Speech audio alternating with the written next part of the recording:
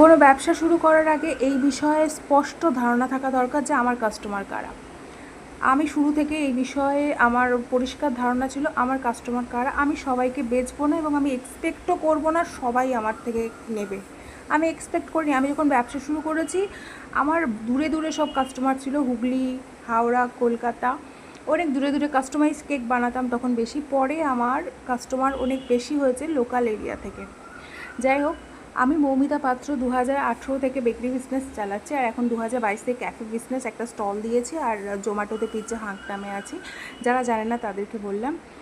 আমি তো ভলিউমে ব্যবসা করতে পারবো না, বাড়ি থেকে বানাচ্ছি।